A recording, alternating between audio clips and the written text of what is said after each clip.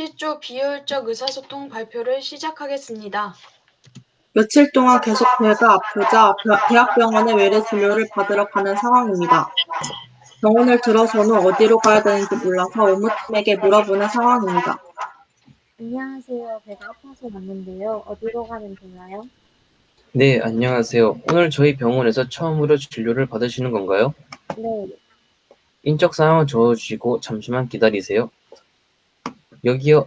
다음번에 방문하실 때 이거 보여주시면 됩니다. 지금 진료 접수는 완료가 되셨는데 내과에는 사람이 많아서 일주일 정도 기다리셔야 될 것 같습니다.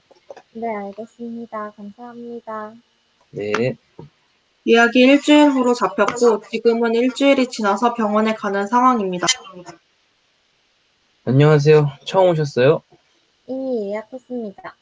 네, 진료카드 주세요. 땡땡씨 맞으신가요? 오늘 어디 아프셔서 오셨어요? 배가 아프고 메스꺼운 게 계속 반복돼서요. 네, 거기 앉아 계시면 되세요. 네. 지금까지 업무팀과 환자가 대화를 나눴지만 대화를 하는 중 환자는 업무팀의 말투와 행동에 성의가 없다는 것을 느끼고 기분 나쁜 상황이었습니다. 그 다음으로 의사가 환자를 진료하는 상황입니다. 안녕하세요. 네, 안녕하세요. 어디가 불편하셔서 오셨어요? 저 배가 아프고 속도 계속 메스꺼워서요. 환자분의 증상을 들어보니 살짝 위암이 의심되는 것 같습니다. 혹시 모르니 검사를 한번 받아봅시다. 검사 받고 나온 후 상황입니다. 검사 결과가 나왔는데요. 어떻게 말씀을 드려야 될지 모르겠는데 혹시 많이 안 좋은가요? 조금 더 자세한 검사를 해보면 좋을 것 같아요. 치료를 잘 받으시면 나아지실 거예요. 아, 네.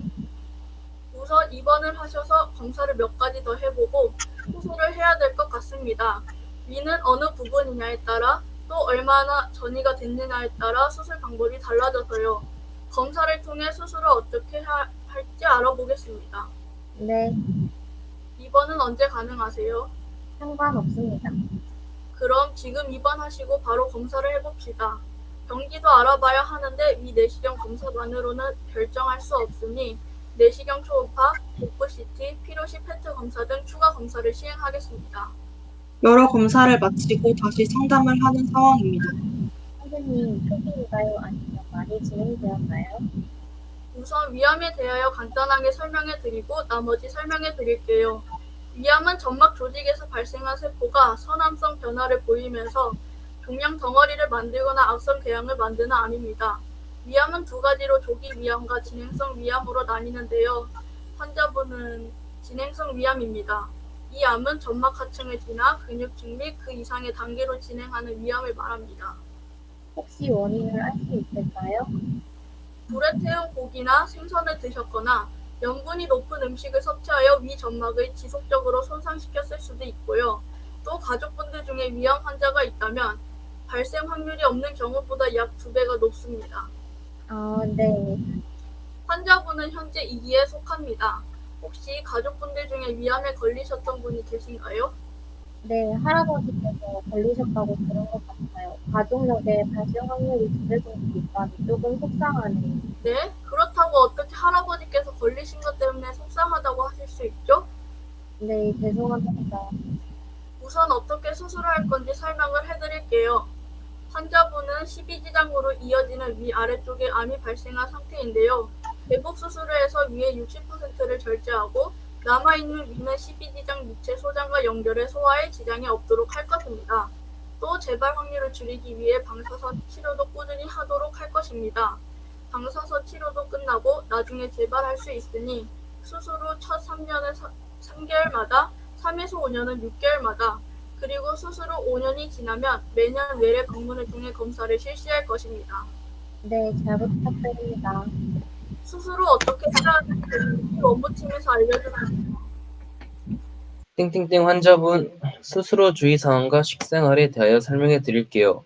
위의 기능 저하 탓에 음식물의 소화 흡수가 원활하지 못해서 식후 불편감이 생길 수 있습니다. 그렇기 때문에 위의 부담이 가지 않는 범위 내에서 식사를 하시면 좋을 것 같습니다. 소화 흡수 능력은 환자의 적응 정도에 따라 회복이 됩니다. 따라서 수술 후의 빠른 회복과 영양 상태 개선을 위해서는 위의 부담을 주지 않는 범위 내에서 영양 섭취를 충분히 할 수 있도록 단계적인 식사 적응 노력이 필요합니다. 우선 30분 정도 산책을 하시고 식사를 하실 때 질산염이나 조미료가 많이 함유된 자극적인 음식은 피하시고 흡연, 과음, 가식은 하지 않아야 합니다. 대신 우유와 같은 유제품, 단백질, 신선한 과일 등을 섭취하시면 좋습니다. 이제 효율적 의사소통 발표를 시작하겠습니다. 복통, 메스꺼움, 식욕 감퇴로 인해 몸이 이상하다는 걸 느낀 땡땡씨. 결국 병원을 방문하게 된다. 왜 이렇게 배가 아프지? 병원에 가봐야겠다. 땡땡씨가 병원으로 들어간다. 안녕하세요. 안녕하세요. 오늘 처음 오셨어요? 네, 오늘 이 병원에 처음 왔는데요. 어디서 접수하면 되나요? 네, 여기서 하시면 돼요. 앞에 서류 보이시죠? 체크한 대로 작성하시고 저한테 주시면 됩니다. 여기요, 모두 작성했습니다. 거기 두시고 자리에 앉아 계시면 저희가 이름 불러드릴게요. 그럼 그때 진료실로 들어가시면 됩니다. 30분 경과 후 땡땡씨는 원무팀에게 다가가 질문한다. 언제쯤 진료받을 수 있을까요? 얼마나 더 기다려야 하는지 궁금한데. 죄송합니다. 지금 환자분들이 많이 밀려 계신 상태라 조금만 더 자리에 앉아서 기다려주세요. 땡땡님, 이제 진료실로 들어갈게요. 진료실로 들어와 의사와 이야기를 나눈다. 안녕하세요. 어디가 불편하셔서 오셨어요? 요즘 배도 아프고 속도 메스꺼워서 입맛이 없어요. 환자분의 증상을 들어보니 위쪽에 문제가 있는 것 같네요. 위 내시경 검사, 내시경 초음파, 복부 CT를 한번 받아보시는 게 좋을 것 같아요. 이 검사들은 따로 예약을 하셔야 해서 예약 날짜를 잡으신 후에 다시 얘기하도록 합시다. 네, 감사합니다. 예약 날짜의 모든 검사를 진행 후 의사와 다시 상담을 한다. 검사 결과가 나왔는데요. 현재 환자분은 위암 2기이신 걸로 확인이 되셨습니다. 일단 위암에 대해서 간단히 말씀드리자면 위의 점막에 악성 종양이 발생한 것입니다. 시간이 지남에 따라 위암은 점막 또는 점막 하층을 따라 위 내에 넓게 퍼지기도 하고 점막층에서 장막층을 향해 깊이 퍼지기도 합니다.